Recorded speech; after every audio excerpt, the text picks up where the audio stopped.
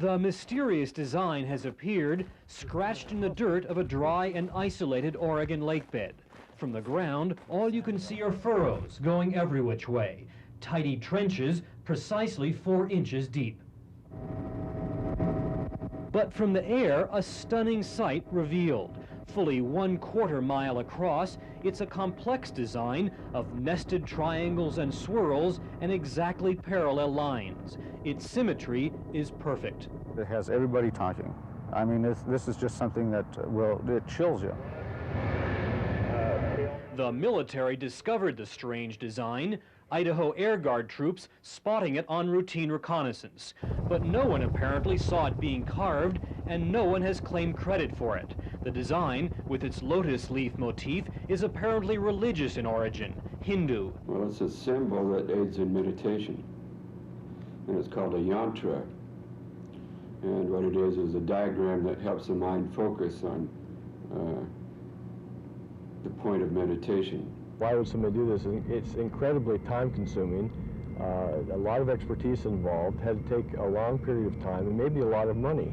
Why would they do that?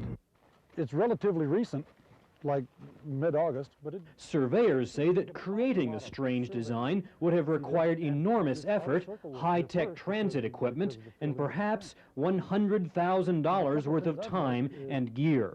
Those lotus blossom, for lack of another different word, that design, the lotus flower petals.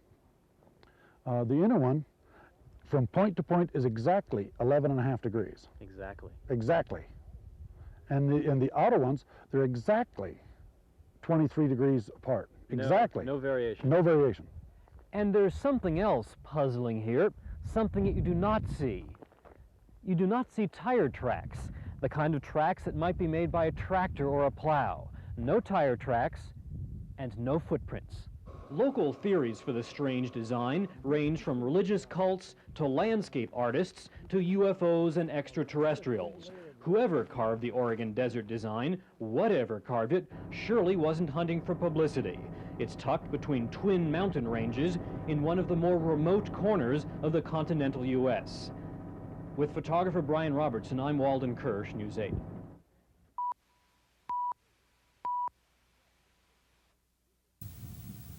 Yes, it turns out, this is really how they pulled it off. No lasers, like the experts thought, no high-tech, no nothing. Working entirely by hand, a group of guys from Iowa carved something amazing in the Alvord Desert.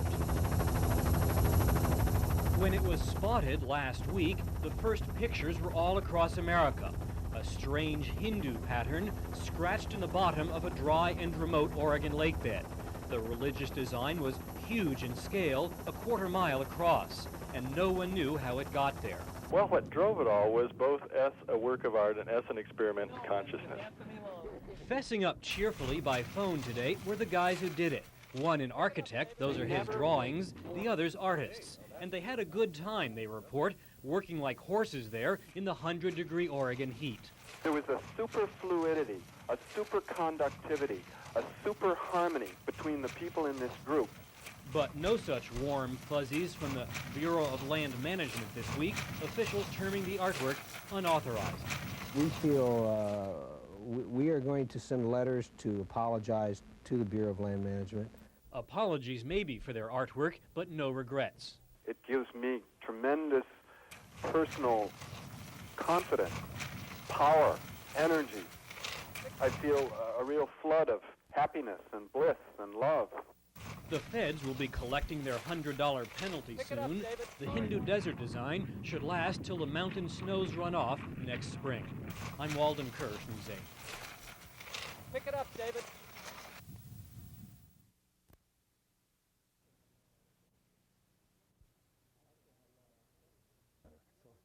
I still have a lot of questions. What the professor's talking about is this, that gigantic 1/4 mile Hindu meditation design that appeared anonymously this summer in Oregon's far-off Alvord Desert. It was apparently carved with perfect geometric precision, perhaps, the experts even thought, with the help of lasers. It was really quite the baffling mystery at first, and it set Oregonians abuzz. No, it's real strange. If you could tell the angle of the sun. Professor Deerdorf, Ph.D., retired, mild-mannered, tells us now that he suspects, he doesn't know for sure, but he suspects aliens. Well, I think there is a good chance, but I'm indecisive on this, a good chance that it's a UFO-related event. But here's the hitch. A group of artists from Iowa confessed to the Hindu carving way back in September, came clean. These are their own pictures. Sweating like horses, they were at it there in the desert for 10 days, apparently plowing the design with the help of just basic tools, some clever draftsmanship, and a little craziness. But the professor is buying none of it. The confession story has a lot of fishy spots in it, each of which to me implies rather low probability of truth. The professor believes the videotape may have been dummied up, faked, and the artists, perhaps hired by the CIA or the Pentagon, stay with us, to themselves claim credit for to cover up the work of aliens. Well, the government might have known that it had to be a UFO-created event. Today, the professor told us he doesn't want his reputation besmirched by all this, nor does he care terribly if some folks think he's crazy. But he plans to interview the artists soon and ask them some tough questions. I'm Walden Kirsch, News 8.